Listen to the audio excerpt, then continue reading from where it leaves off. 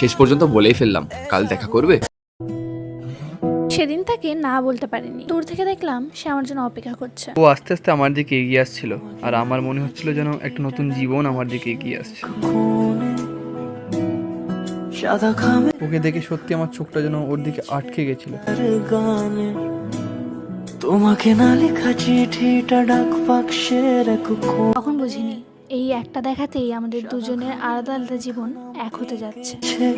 তার গানে সেই চিঠি ধরে বসো, হয়তো পড়ে যাবে। একা একা সেই গানের না শোনা সুর আঁকা একা একা ছুঁয়ে যায় তবু কখন। সবকিছু বেরঙিন ছিল, কিন্তু যখন ও আমার হাতটা ধরে প্রথমবার বলল আমাকে কখনো ছেড়ে যাবে না তো? কখনো যাব না। কিন্তু তোমার অনেক বাজে অভ্যাস আমার ভালো লাগে না, পছন্দ হয় না আমার অনেক জিনিস। আমি সব ঠিক করে নেবো।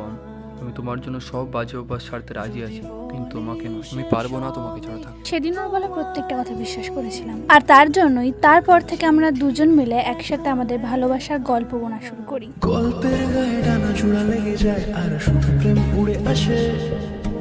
বয়সের নাম সে তো প্রেমেরই গোলাম, যদি ভালোটা লোকেও বাসে।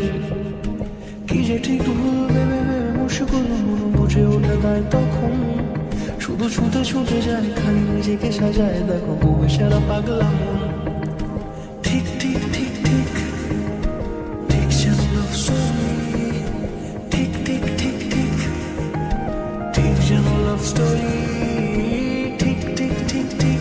কিন্তু তারপর আমরা যেরকমটা ভাবি সবসময় কি তেমনটাই হয়? সম্পর্কের শুরুটা ভালো হলেও সবসময় আমাদের সম্পর্ক তেমনটা থাকে না যেরকমটা আমরা মনে করি। আমরা কখনো ভাবি না আমাদের আলাদা হতে হবে, কিন্তু সমস্ত বাধা বিপত্তি একসাথে পার করলেও শেষ পর্যন্ত দুই পরিবারের কারণে আমাদের আলাদা হতেই হলো।